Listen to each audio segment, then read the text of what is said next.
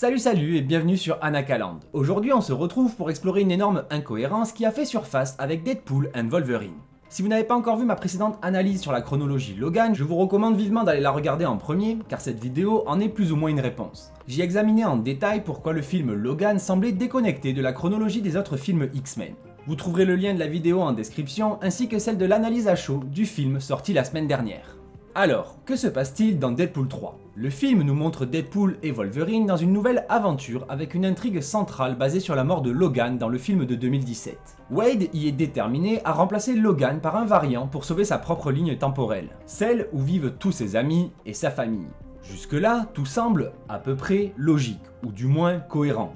Mais, attendez une minute, car ce film se déroule en 2024, soit 6 ans après Deadpool 2, et voici où ça devient problématique, car Logan est censé mourir en 2029. Cette énorme incohérence temporelle soulève donc de nombreuses questions. De plus, la disparition des mutants et des X-Men, un élément clé de Logan, n'est jamais évoqué dans Deadpool 3. Pourquoi cette omission ? C'est ce que nous allons tenter de comprendre ici. N'oubliez pas de vous abonner, de liker cette vidéo et de partager vos théories dans les commentaires. Et comme je le disais, si vous n'avez pas vu la vidéo précédente, allez y jeter un œil pour une meilleure compréhension de ces incohérences. Et c'est parti.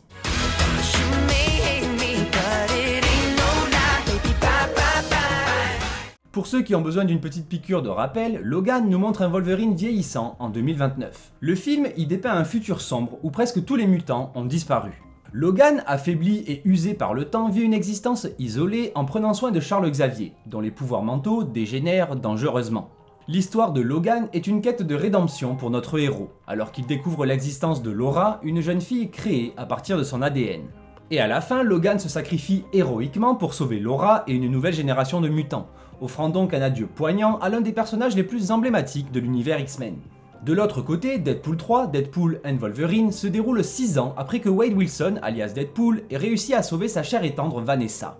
En estimant que Deadpool 2 se passe aux alentours de 2018, cela place Deadpool 3 en 2024. Nous retrouvons Deadpool capturé par le TVA, une organisation qui surveille les lignes temporelles dans le multivers. Et d'ailleurs, dans la précédente vidéo, je disais que je n'avais pas fini la saison 2 de Loki. Eh bien, sachez que c'est chose faite et que, c'est vrai, que le final était plutôt pas mal. Bref, le TVA annonce alors à Wade que son univers, désigné comme l'univers 10005, est programmé pour disparaître suite à la mort de Logan. Pour éviter cette catastrophe, Deadpool doit accomplir une mission de la plus haute importance. Remplacer le grand, le magnifique, le viril Logan par un variant pour sauver sa propre ligne temporelle. Cela crée une situation où Deadpool, connu pour son humour irrévérencieux et ses manières chaotiques, doit naviguer dans des enjeux encore plus complexes et graves que jamais. Cette mission implique des voyages à travers différentes réalités et des confrontations avec diverses versions du personnage aux griffes en adamantium, ce qui ajoute une couche supplémentaire de complexité et de confusion à la continuité de l'univers X-Men. Mais toujours avec l'humour très méta de Deadpool pour désamorcer tout ça. Deadpool, avec son style unique, va alors bouleverser encore plus les règles établies et ce multivers déjà bien bordélique. Et donc voici où les choses commencent à véritablement se compliquer. Dans Logan, la mort de Wolverine est bel et bien établie en 2029. Mais alors, comment se fait-il que Deadpool soit conscient de cette mort et tente de le remplacer en 2024 ? La logique temporelle ne tient pas. Cela suggère soit une incompréhension de la chronologie, ce qui serait étonnant, soit une utilisation du concept de multivers, mais ça, oui et non, soit un véritable je m'en foutisme des scénaristes. Premièrement, nous avons la notion du grand agglomérateur, un concept introduit dans Deadpool 3. Ce terme désigne un individu sur lequel repose toute l'existence d'une ligne temporelle. J'en ai déjà parlé dans la vidéo précédente, mais cette idée soulève des questions philosophiques importantes. Si un seul individu est crucial pour l'existence d'une réalité, cela signifie-t-il que les autres individus ne sont que des figurants dans le monde de cet agglomérateur ? C'est une vision assez cynique et mercantile de l'univers, ce qui traduit au final plutôt bien l'état d'esprit de Disney depuis le rachat de la Fox. L'univers de la Fox n'a plus d'intérêt pour eux, donc ils rapatrient juste les personnages qui font du chiffre dans leur univers principal, le 616. Dans ce film, le grand agglomérateur de l'univers 10005 n'est autre que Logan, notre Wolverine bien-aimé. Cela signifie que la survie de toute la ligne temporelle repose sur lui, ce qui justifie pourquoi Deadpool doit le remplacer pour sauver son univers. Cependant, cela introduit une incohérence majeure. Pourquoi Deadpool tenterait-il de sauver Logan 5 ans avant sa mort ? Si la mission est de sauver l'univers en 2024, cela signifie que les événements de Logan en 2029 ne devraient pas encore être un problème. En explorant ces questions, on voit clairement que les scénaristes de Deadpool and Wolverine ont pris des libertés significatives avec la continuité temporelle.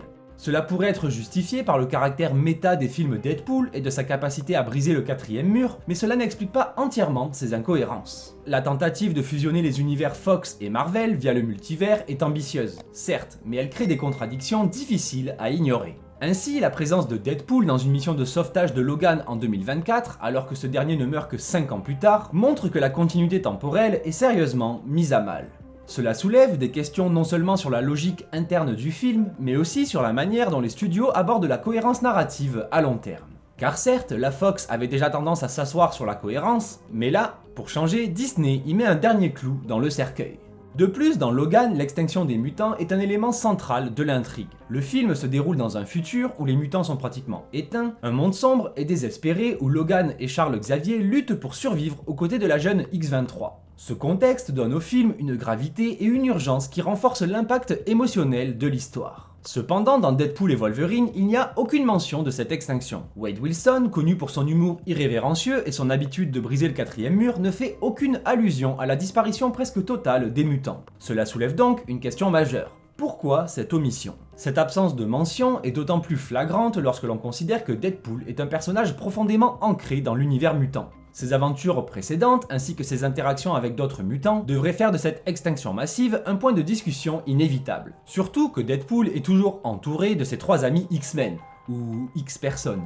Colossus, Negasonic Teenage Nucléaire et Yukio, sa bestie. Leur présence devrait donc logiquement mener à une discussion sur la situation globale des mutants dans leur monde. Sauf que non. Et il y a plusieurs explications possibles pour ce mystère. L'une pourrait être que Deadpool 3 se déroule dans une réalité différente, où l'extinction des mutants n'a pas encore eu lieu. Sauf que là encore, non, c'est admis qu'il s'agit du même univers, sinon l'histoire de l'agglomérateur n'aurait aucun sens. De plus, cette théorie du multivers, bien qu'intrigante et pratique pour expliquer tout et n'importe quoi, n'explique pas pourquoi Deadpool, connu pour sa conscience méta et son habitude de commenter les incohérences, ne fait aucune mention de cette différence significative. Il semble improbable que Wade, avec son esprit acerbe et son sens de l'humour, laisse passer une telle occasion de faire une remarque sarcastique ou même une blague. Surtout que le film n'en manque pas. Alors pourquoi s'en priver et ne pas se justifier en une phrase et puis on n'en parlerait plus? Donc la seule autre possibilité semble être la négligence scénaristique. Les scénaristes de Deadpool et Wolverine ont peut-être choisi d'ignorer cette partie de la continuité pour simplifier l'intrigue ou pour éviter de surcharger le film avec des références trop complexes pour le public.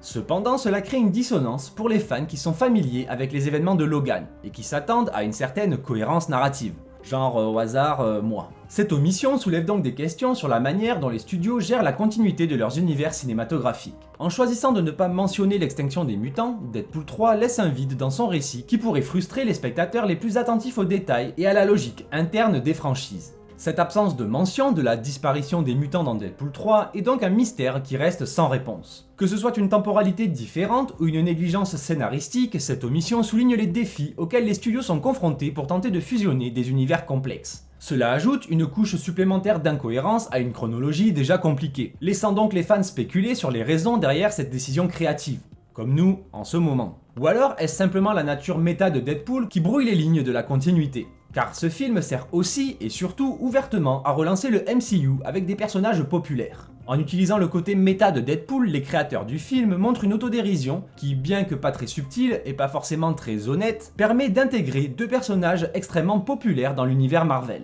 Cependant, à la fin du film, ils sont laissés dans leur univers, le 10005, prêts à être utilisés pour un prochain film Avengers ou autre. On sait jamais s'il faut refaire de la thune. Car n'oublions pas que Deadpool et Wolverine a fait un démarrage de folie.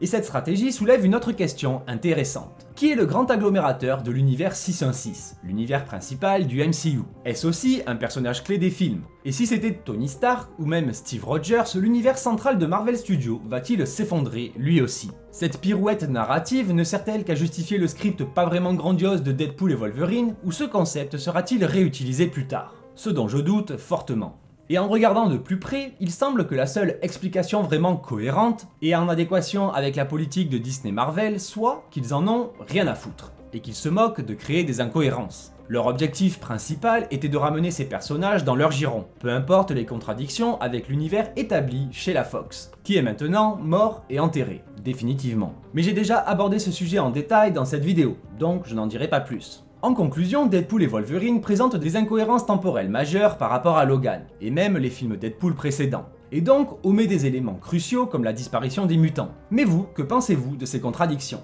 Partagez-moi vos théories dans les commentaires, je suis très curieux. Et n'oubliez pas de vous abonner et de liker cette vidéo. Merci de l'avoir suivi jusqu'ici et à très vite sur Anakaland. Bye!